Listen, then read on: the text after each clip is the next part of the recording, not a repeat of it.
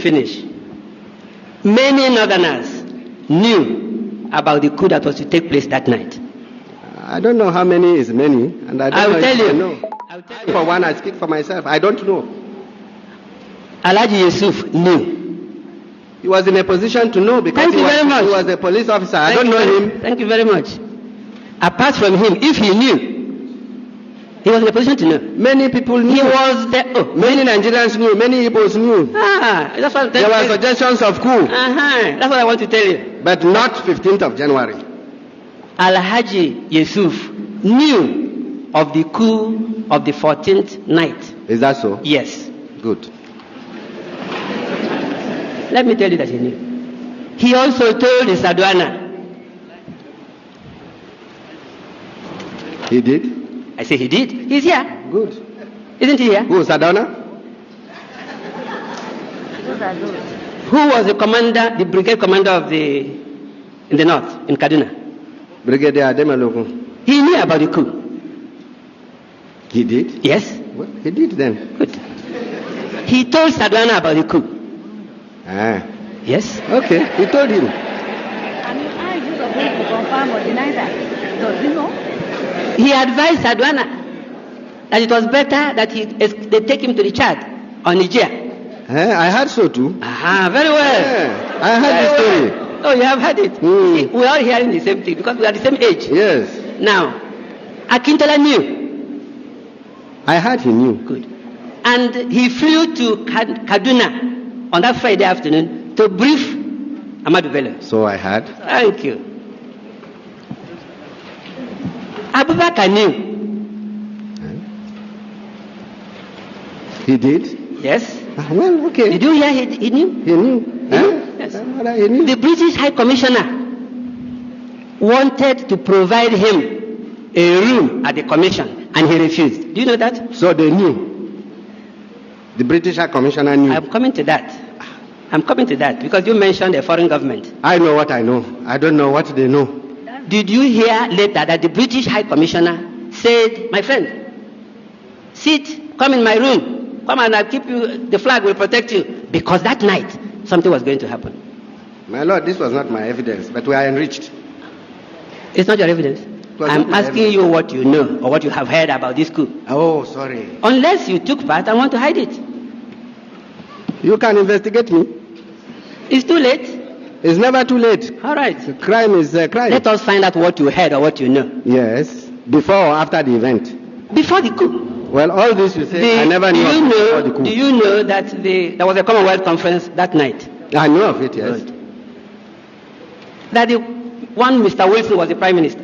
Who? Wilson. Yes, Harold Wilson. Did you hear that he also offered Abubakar the frigate that was in Apapa? I must have read it somewhere. Thank you very much. You read them? Yes. After the coup? I read or heard of them after the coup. Did you investigate them? It's not my duty to investigate. Thank you. He's talking about. Show him this document. If I show you behind the scene, I don't mean the behind the scene how I make videos, but behind the scene of what I go through in order to come out with the kind of videos I make, you will not understand. Why am I saying it?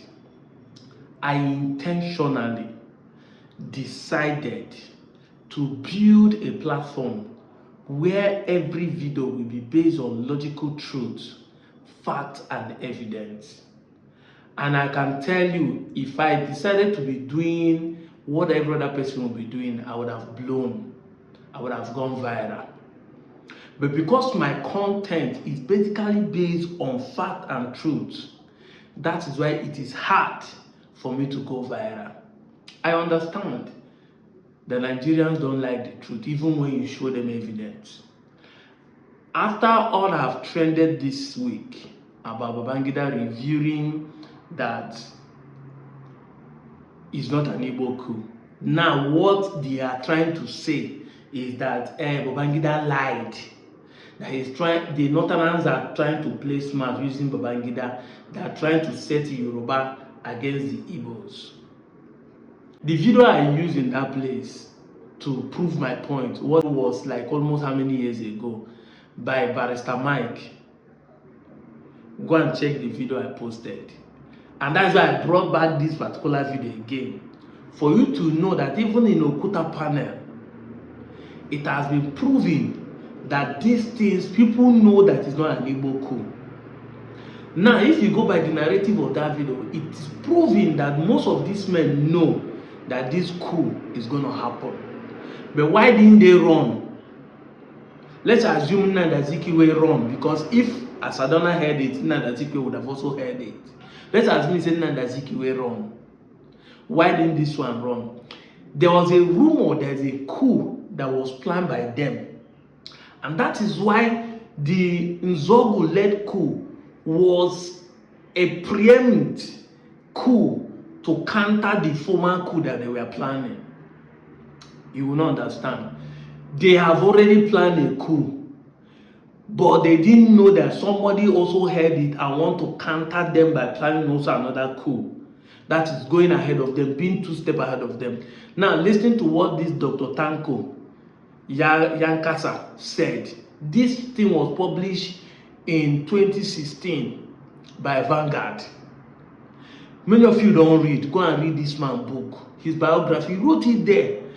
The reason why 15th of January 1966 coup happened is to prevent the bloodshed that would have happened. But because they are angry that it's not their own planned coup, that is why they still went upon to shed more than 5 million blood at the end of the day. The 1966 15 January coup was to counter a coup that was already planned. Yes, and so when they heard that 1966 coup will happen, all these men could not run because they feel like these ones will not hold water. It will not succeed. They all heard it. But now we get Nigeria. What am I trying to say? They are not trying to prove that Babangida was lying, that is why everybody that he called in that book he wrote was people that are there who cannot defend themselves. I've said it time without number. The hate against Igbo did not start in 1966 coup. I'm the one who's saying it. In 1953, Antonio Nahoro, let me state the fact. Antonio Nahoro is from the Western region as of 1953, but is an Asian man in the present day Edo State. Antonio Nahoro went to campaign for Nigerian independence. 1953, the guy there did not buy into the idea. There's an opera and a riot that follows it. In 1953, who were the casualties? Igbo. Why? Because Antonio Nahoro was seen to be an Igbo person. They know it's not in Yoruba, even though it's in Western region. They killed Igbos as of 1953. Go and read. The information is internet. It's verifiable. During the NCN campaign for who will be the premier of Western region, because there is a tussle between Awolowo and Akintola in the Western region. During that process, Akintola went to Kano again to campaign. Riot broke out in the train station. Who were the casualties? Igbo. Who were killed? Igbo. Ahmadu Bello made that video claiming that Igbo people want to dominate, Igbo people want to conquer. Was it done after the Civil War? No. It was a assumption based on logical reasoning that you can see the fact before you. Yes, the reason is because as before 1966 coup, every places were dominated by Igbo, even the workforce. Yes, we cannot lie about it. I showed you evidences of how many military major generals were in Nigeria. As of January 15, 1966, they were 45. 24 were Igbos, above half. 24 were Igbos, including Nzogu, who is in the west as of that time, Western region. No, Midwest as of now. He's still called an Igbo person because that's the Anioma where I come from, where the latest Igbo, but he's included in the 24. Everywhere were dominated by Igbo. Should I use the word dominated? Yes, everywhere we are seen to be Igbo people dominating. So when they now say this coup was planned by Igbo people because they want to dominate everywhere, it looks obvious and clean. People could not reason beyond that. So it wasn't even 1966 coup that made people hate Igbo. If you think that what I'm saying is not true, do you think is Babangida lied against what happened in 2023 here? In 2023, was it a lie that even in Yoruba beat their fellow Yoruba that looks like Igbo? Was it not in the same West there that they bombed people's shop because they told them not to vote Labour? 2023 election here that just passed is a proof that is not because what Babangida said. See, 20 years to come or 30 years to come, somebody will want to narrate what happened in 2023. People like you people will say he's lying because everybody don't die. But we witnessed this one. We saw it with our clean eyes. Evidence day. You beat your own brothers. You warn them that if you're an Igbo person and if you're not going to vote APC, don't come out and vote. We saw those things. We saw shops that were bombed. And shops that were bombed even after the election. We saw people that you beat when they are doing 1 million march for Labour Party, the obedient movement.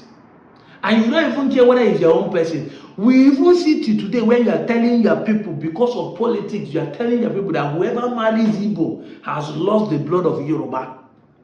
I don't want to say it's all of you. Some of you, the so-called Baptists, you have not even spilled the head to the point that you are telling your brothers that if you marry an Igbo woman, your blood, the children are no more your people. And that's why people do not vote for the Lagos candidate. That's what we're talking about. So tomorrow that person will not be sharing the history, will not be telling him, no, he lied. We saw this evidence. You just hold on to lies. It makes you comfortable. You just want to be spinning the hatred on your head. And you don't want people like us to speak because we are speaking for the Igbos. Why? Who gave us authority to speak? And when we now catch you here with this evidence again and logical reason, cripple you and puncture your lives, the next thing is that you start demonizing us by claiming we are doing it because of Biafra. Would there be Biafran war if not because of this same mindset that you have? It's not this same mindset that made people kill people in Lagos, take their property, and that made them return home, say let them defend their own territory. Would there have been? I'm out of here, Joe.